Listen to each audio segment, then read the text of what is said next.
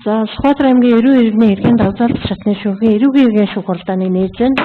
Өнөөдрийн шүүх хуралдаанаар Сүхбаатар аймгийн цэцлэн дундын анхан шатны шүүхийн 25 оны 5 дугаар сарын 19 өдрийн 154 дугаартай шийдэх тогтоолтой шүүгдэгч ганц томролт холбогдох эрүүгийн иргийг шүүгдэгч түүний өмгөөлөгч хохирогч нарын давзалт гомдлоо хийнэ.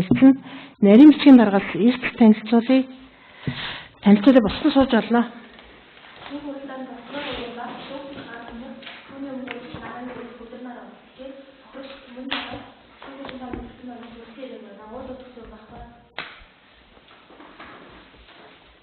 Эрттэй холбоотой санал хүсэлт оролцогч нарт байна уу? Байна. За шүүх хуралдааныг хүргэжлүүлээ. Өнөөдрийн шүүх хуралдааныг шүүгч оюун төгөлөг миний үе дараалж шүүгч Ган Зориг Баатар Сүх нарын бүрэлдэхүүнтэй прокурор Уганбат шүүх хуралдааны нарийн бичгийн даргаар Баццаг нарыг оролцуулан явуулж байна. Шүүх бүрэлдэхүүн нарийн бичгийн дарга прокурорыг хууль зүйн үндэслэлээр татгалзах хэрэгтэй. Татгалзал байна уу оролцогч нарт? Байна. Хөтөр өмгөөлөгчд Байхгүй шүүгч. За шүүх хуралдааны дэг эрх үүргийг танилцуулъя. Шүүх хуралдаанд даргалагчийн дэг сахиулах шийдвэрт захирагдах дэг сахиулагчийн тавьсан шаардлагыг биелүүлэх үүрэгтэй байгаа. Шүүхэд хандаж үг хэлэг мэдүүлэхтэй суудлаасаа болсон гар утсаа унтраах эсвэл дуугад тохиргоон дээр тавиараа шүүх хуралдааны явцад саад учруулахыг бол хориглож байна. Шүүх хуралдааны явцын дууд усны бичлэг хийгдэж байгаа. Шүүх хуралдааны явцад бол тайлбар өгөх, нотлох хэмжээг шинжилэн судлахад оролцох, талууд дүгнэлт санал хэрэгтэй анхан шатны шүүхийн дэмжил дууд усны бичлэг хэрэгт авах нотлох ориентуудыг бол ашиглах хэрэгтэй. Шийтгүүлсэн этгээдийн хувийн байдал ялыг хөнгөрүүлэхтэй холбоотой нотлох ориентыг бол гаргаж өгч болно. За эрх үүрэг тайлбарлаж өглөө хэрэг хэлбэх дарааллыг тогтооё. Итгэж шүүгч миний хэргийн талаар танилцуулна. Давзалт гомдол эсрүүцлийн үндэсний талаарх тайлбарыг сонсно, нотлох ориент шинжилэн судлана, оролцогч нарын тайлбар саналыг сонсно.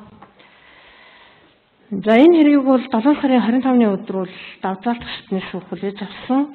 Шүүгдэгч Түмэн дэлгэрийн ган төмөрн 1998 онд мөнхөөс ундурсан 27 настай эрэгтэй бүрэн бус дунд бол усралтай мэргэжилгүй эрхэлсэн тодорхой ажилгүй ам бол 4 эхнэр 2 хүүхдийн амд Муган сумын 3 дугаар аг Улаанчилууд гэх газарт ойсон суудаг. Урд өмнө бол эрүүгийн хариуцлага хүлээж байгаагүй. Ийм хүн байна. Ган төмөрн 24 оны 12 сарын 26-ны өдөр Сүхбаатар аймгийн Мөнхөн сумын 3 дугаар агийн нутаг Бордлогой гэх газраас амар хэлбэр аргаар өөрийн хэрэгцээ шаардлагыг хангах зорилгоор иргэн Түмэн жаргалын өмчлийн 4 тонны эм хонь, 1 тонны хязгаарлан насны 90 хонь, нийт 5 хоньыг малын хашаан дотроос хүч хэрэглэхгүйгээр нууцаар хууль ёсоор Nissan Advan 0567 суу улсын дугаартай цагаан өнгийн тээврийн хэрэгслийг ашиглан хулгайлсан. Мөн 25 оны 1-ний өдөр Мөнхөн сумын 3 дугаар агийн нутаг Борд толгой гэх газраас амар хэлбэр аргаар өөрийн хэрэгцээ шаардлагыг хангах зорилгоор иргэн Түмэн жаргалын өмчлийн 4 тонны эм хоньыг малын хашаан дотроос хүч хэрэглэхгүйгээр нууцаар хуйлуулсаар тээврийн хэрэгсэл ашиглан хулгайлсан. Нийт хохирогчид нийт 1,634,000 төгрөгийн хохирол учруулсан хэрэгтүүл холбогдсон байгаа. Прокуророос түүний үйлдэлийг эрүүг болон тусгай ангийн 17 12 дугаар зүйлийн 2-ын 4 зааснаар зөвлөжилсөн. За анхан шатны шүүх түүнийг 12 эрүүг болон тусгай ангийн 17 12 дугаар зүйлийн 2-ын 1 2-ын 4 заасан гэмт хэрэг үйлдэл гэм буруутай тооцож өөрөөр хэлбэл машин механизм ашиглаж олон тонны мал хулгайлах гэмт хэрэг үйлдэл гэм буруутай тооцож эрүүг болон ерөнхий ангийн 2-ын 2-ын 3 дахь хэсгийг журамлан ангийн холбогдох зүйл зааснаар шүүгдэгчийг 2 жил 8 сарын хугацаагаар 20 хялаар шийдгэсэн байна.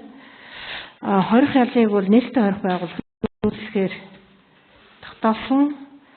Хувийн баталгаа гаргах талсан сэргийлэх арга хэмжээг өөрчилж цагдаа өрөх талсан сэргийлэх арга хэмжээ авсан. Гэмтрэг үйлдэлд ашигласан тээврийн хэрэгслийг бол шүүгдэгчээс гаргуул автомашины үн 4 сая 667 мянган төгрөгийг бол шүүгдэгчээс гаргуулж улсын орлогод оруулахаар шийдвэрлэсэн. За ерөнхийдөө ийм шийдвэр гарсан байна. Энэ шийдэх тогтоолыг шүүгдэгч зөвшөөрч давзалт гомдол гаргасан.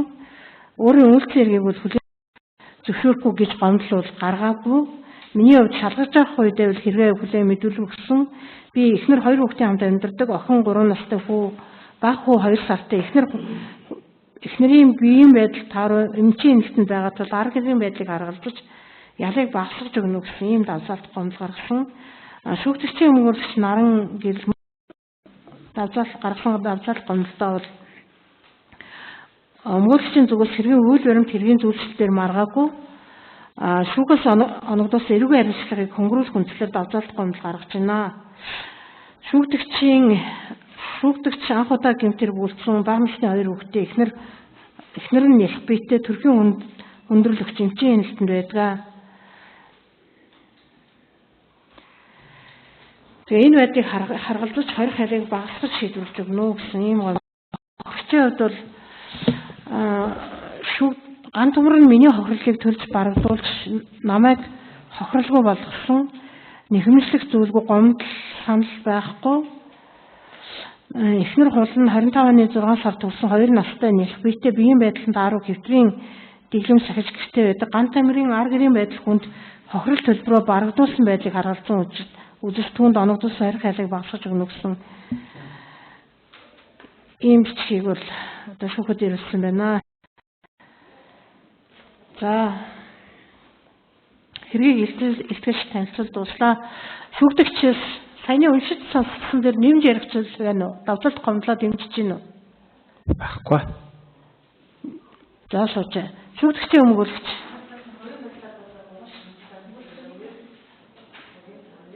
Тухайн одоо ган төмөрийн хувийн байдал талбайтай бага насны 2 хүүхэдтэй, нэг 3 4 настай хүүхэдтэй байна. Эхнэр нь өнөөдрийн байдлаар бол нийлх үстэй 5 сартай мөхөл энэ талбайтайгаа төсний гишүүний суулбарыг өгье. За хоёрдугаарт нь бол тухайн одоо эмчийн нэлтэнд байдаг эмчийн картын хуулбарыг 2 шигийг өгье. За энэ толгой хэрэг нь өвд нь ухаан алчаас дотор муугаар нь гэсэн байна. За эмчийн шалгуур төрсний дараах хүндрэл, асууж ич багталт, хитэн дэлгэм сахих цай амтаж амрах гэсэн ийм онцлогоор одоо эмчилгээ гэж байгаа юм байна. Тэгээд 4 ширхэг баримтыг өгье. 4 хуудас баримт юм тий. Прокурор өмгөөлөгч нарт танилцуулж.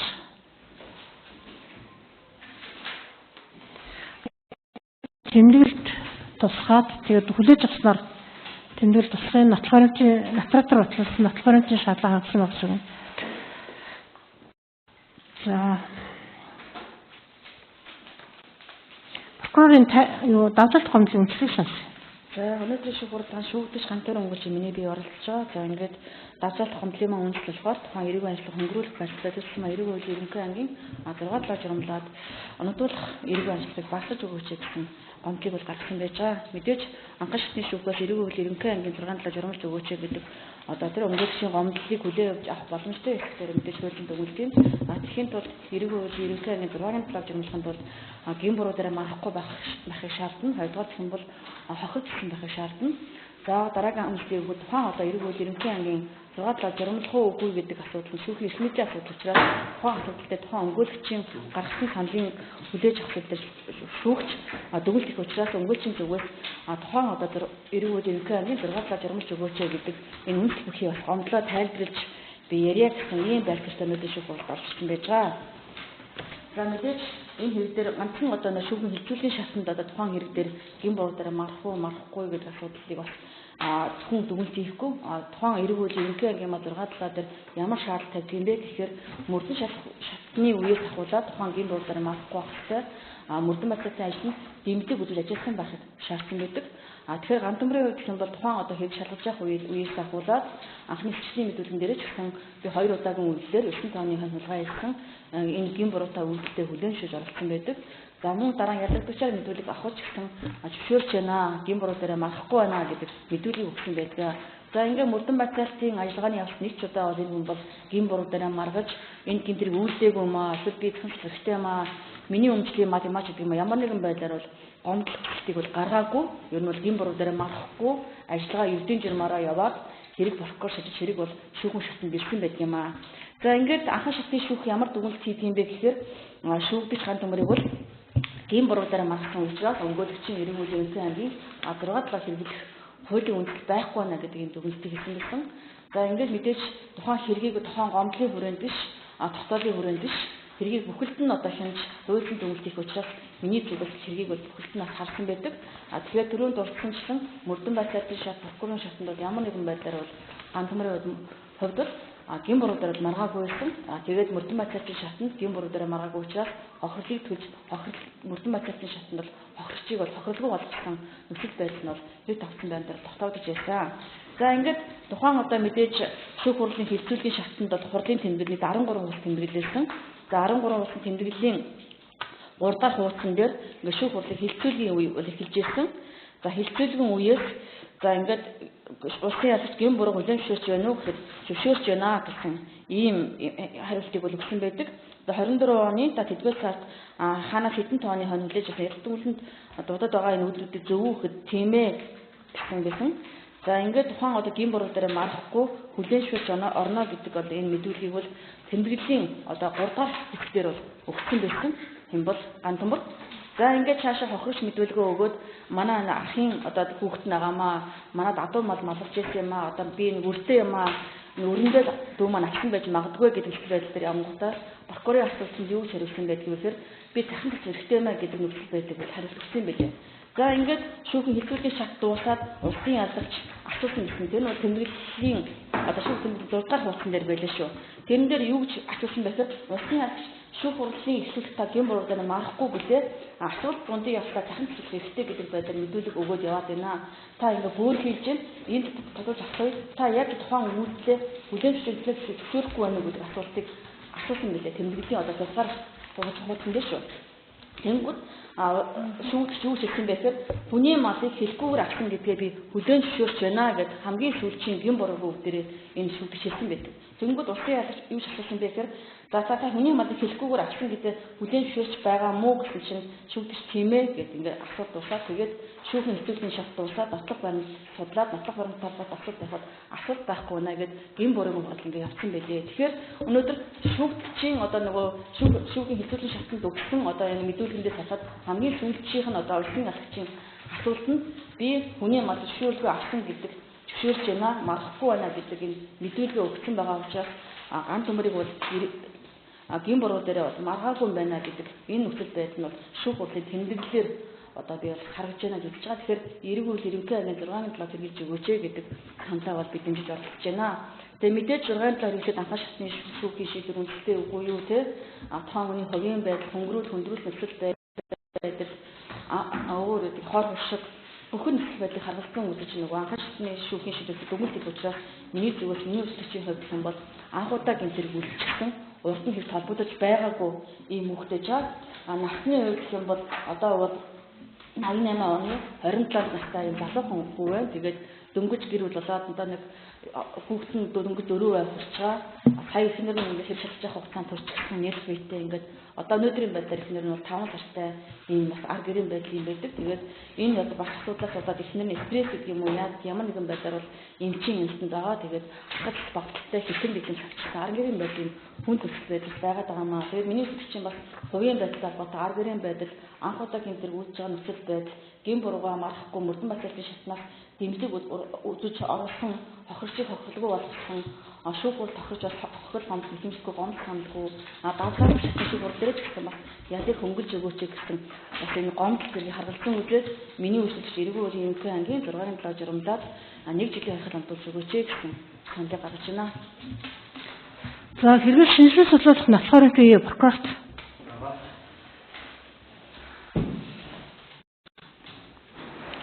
тооцоолоо явуучих нь дурдаад тэгээд дурдаад тооцоолоо авчаа. За хэргийн өдрийн үйлчлэгийн дэвшил болон гэр зэрэг төлөвлөлт 5 зэргийн 5.1 дээр болсон тохиолдсон төмөн жиргасны мэдээлэл 52-53 56 дугаар болсноор хохирогч төмөн жиргасны дахин өгсөн 3 мэдээлэл 59 дугаар болсон. Гэрч хулангийн мэдээлэл австрийн 68-69 дугаар болсон. Мөн гэрч хулангийн дахин өгсөн мэдээлэл австрийн 72-74 дугаар болсон. Гэрч ган зэргийн мэдээлэл австрийн 77-78 дугаар болсон. Гэрч дорж тэрмийн мэдээлэл австрийн 81-82 дугаар болсон. Болон за хөрөнгө үйлдвэрийн болор үндэсний компани 2025 оны 2 дугаар сарын 13-ны 220 дугаартай шинжилгээний үнэс австрийн 87-92 дугаар болсон. За мөн холонгийн эзэмшлийн хаан банкны 50-75-52 дугаартай данхны хуулганд үйлчлэгч тэмдэглэл болоод гэр зэрэг үйлчлэлтүүд болон за мал мах худалдаа авсан хүртэл үйлчлэгч тэмдэглэл гэр зэрэг үйлчлэлтүүд австрийн 21-ээс 24 хууснууд зэргийг шинжилж болгосон тооцоолсон байна. За хөдөр өмгөөлөгчд шинжилж нотлохын тийм Байхгүй шүү. за шүүгтгчийн өмгөөлөгчд наран гэрэл өмгөөлөгчд Сэжлэр өгсөн мэдүүлэг байгаа ганц төмрийн. За хуусныхан тоогод яг энэс харсангүй. За илэрчээр өгсөн мэдүүлэг байгаа. Тэрийг бас судлуулсан тооцоолчихъя. За ингээд шүүх хурлын шатанд, нэвтрүүлгийн шатанд шүүгтгчийн өгсөн бас мэдүүлэг байгаа. Тухайн шүүх хурлын тэмдэглэлийн хуудасны 3 дугаар хуудас мөн бас 2 дугаар хуудасыг судлуулсан тооцоолчихъя. за шүүгтгчд шүүх хурл түнд хандаж хэлэх үг байна уу? Байхгүй. За саржаарай. Хөдөр өмгөөлөгчд тайлбарлах хандлага хамт хэлчихв. За өнөөдрийн шүүх хурлаанд ганц төмрийн өмгөөлөгчөөр оролцож байна. За наран гэрэл өмгөөлөгчтэй санал нэг байна. Ер нь мөрдөн байж болон прокурор шүүхийн шатанд гэмрүүгийн тал дээр бол маргаан гаргаагүй. За 2 удаагийн үйлдэлээр за өөрийн үеэл ахыхаа одоо хоныг авсан гэдгээр бол маргаагүй. За шүүхийн шатанд тухайн хоныг одоо авсан гэдгээр хүлээн мэдүүлсэн. За миний хувьд бол анхны шүүх хурлаан дээр захиран зарцуулах эрхтэй гэдэг байдлаар одоо шүүх дээр мэтгэлцсэн учраас энийг прокурор анхны шүүх гэмрүүдээр маргасан гэдэг байдлаар 6-7-гийн 1-3-ыг хэрэглээгүй гэж ойлгож байгаа. За наран гэрэл өмгөөлөгчийн хувьд бас 6-7-гийн 1-3-ыг хэрэглэх одоо нөхцөл байдлын талаар тайлбарлалаа. За анх удаа бас гэмтрийг зөвшөлт холбогдсон арга гэрийн нөхцөл байдал. За тодорхой хугацаагаар бас цагдаа хоригдоод энэ үйлдэлтэй гэмшиж байгаа эдгээр нөхцөл байдлыг харгалзаад 6-7-гийн 1-3-ыг одоо хэрэгжилж байгаа шиг бүлгэн сүсч. Өөр санал алгах шүү. За прокурорын тайлбар дүгнэлтийг сонсъё. Хотрамын прокурорын хурлын хэлсэн прокурор Хэвэн Матвей Монгол Улсын прокурорын хуулийн 17 19-р зүйл эргүүрийн шийдвэрлэх хуулийн 39-ийн 1 хэсэг болон 34-р зүйлийн 4 тав хэсгийг удирдлагуулсан эргүүрийн цэгийн 17 12-р зүйлийн 2 хэсгийн 2-ийн 1 2-ийн 4 талаар тус тус заасан гэмтэр үйлчилсэн дээгам төмөр толгойдох 253 3-ыг 12-ыг 109 дугаарт эргүүрийн шүүх хурлаанд орсон зүйл гарч байна. За давтар шатны шүүх хурлаанд өмгөөлөгч болон нарын гаргасан гомдолтой холбогдуулаад за шүүхэд анх шатны шүүхээс шүүгдэж ганц төмөрт эргүүрийн цэгийн 17 12 дугаар зүйл 2-ийн 1 болоод 2-ийн 4 дахь заалтад зааснаар за 208 сарын хугацаагаар хөлсөд оногдуулахдаа түүнийг 2 удаагийн гэмтэрэг үйлдсэн. За энэ нь түүний хувийн байдал болоод за очруулсан хохирлын тохируулсан шударгасны дахинд нийцүүлсэн. Өөрөөр хэлбэл 1 удаагийн үйлдэлээр үйлдэгдэж байгаа гэмтэргээс 2 удаагийн үйлдэгдэж байгаа гэмтэргийн хор хөнөөл болоод нийгмийн төлөөлөх хэмжээ хязгаар болоод за тухайн хүний тухайн үйлдэлтэй хандаж байгаа сүлжээ хандлагыг нь харгалзан 208 сарын хугацаагаар хорхол оногдуулсан зүйтэй маа гэж хорхол оногдуулсан байдаг.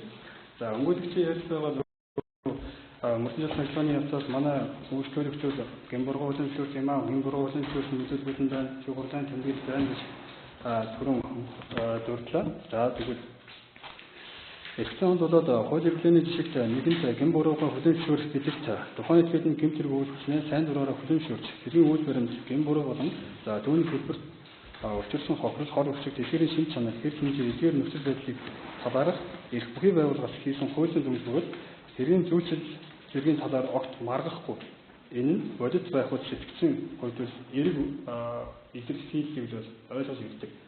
За дээрх тогтоосон нөхцөл байдлаас дүгнэлт үзэх юм бол анх шатны шүүх хурлаанд өмгөөлөгч хөдөр өмгөөлийн үйл ажиллагааг хэрэгжүүлэхдээ шүүгдэгч ганц төмрийн зөвшөөрөл болоод түүний хүсэл зоригийн дагуу тэргийн үйл баримт зөвлөлтөд маргасан тул гэмбургоо хүлээн зөвшөөрсөн гэж үнэлэлгүй байна гэж миний хувьд үзэж байна. Өөрөөр хэлбэл анх шатны шүүх хурлаан ихтэй за ялах болон өмгөөлөгч талын гэж мэтгэлцээний хүрээнд явагдана гэж танилцуулаад байр суурийг асуусан байдаг.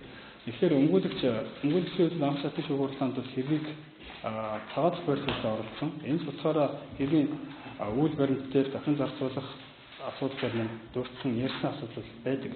За энэ асуудлууд нь өөрөө гэмбуруу дээр маргаж байгаа асуудлыг илтгэж байна гэж үзээд анх шатны шүүхээс бол энэ хүнд бол доктор хорхол санагдав. За энэ нь шударгасны захин нийцэх юм аа.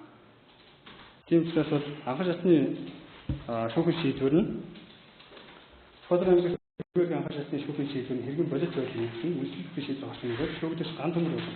Түүний өмгөөлөгч наран гэрэл нарын зүгээс гаргаж буй тайлбар нь нэмэлтгүй байх тул Скотланд Синдэмдийн анхаарал шатны шүүхийн 2025 оны 5 сарын 19-ний өдрийн 154 дугаартай шийдвэр тогтоолыг хэвээр удаж өгнө. За мөн дахиж тодтол нэг зүйл байгаа нь эрүүл мэндийн цэцгийн 17-12 дугаар зүйлийн 2 дахь хэсэг маань өөрөө 2 жилээс 8 жилийн хугацаагаар хоригдол шийдэгдэг сонгох санкцтай гэмтэрэг. За өмгөөлөгч хэрэглүүлэх гэж байгаа 6-7-гийн 1-3 маань өөрөө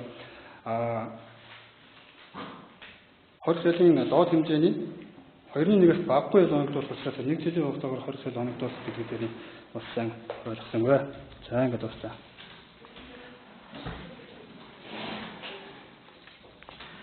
За наран гэрэл өмгөөлөгчд нэмж хэлцүүлээ.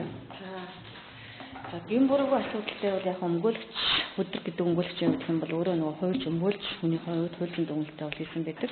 За анхаа шатны шүүхийн хэлцүүлгийн шатны гин буруугүй асуудал дээр бол гин буруу дээр марахгүй хүлэмж оролцоно гэдэг бол зүйлээ бол хурлын тэмдэглэл дээр тусгацсан байсан.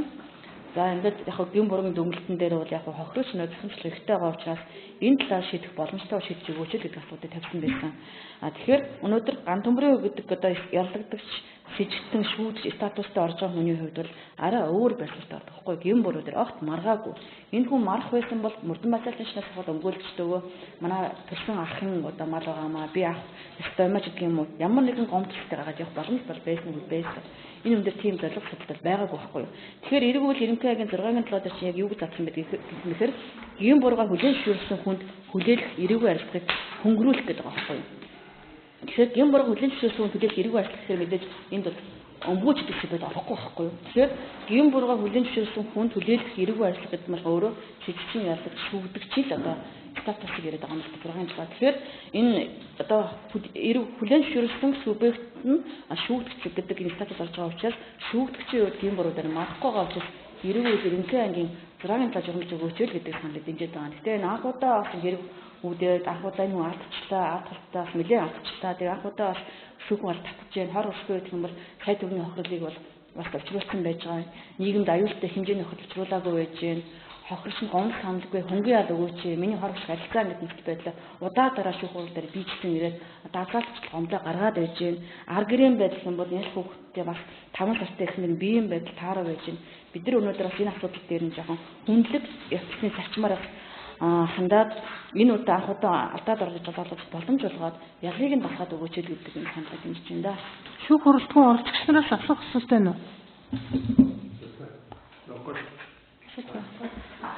Шүүх хуралдхан зөвлөлтний шүүх хуралдааныг зүрх засварлаа.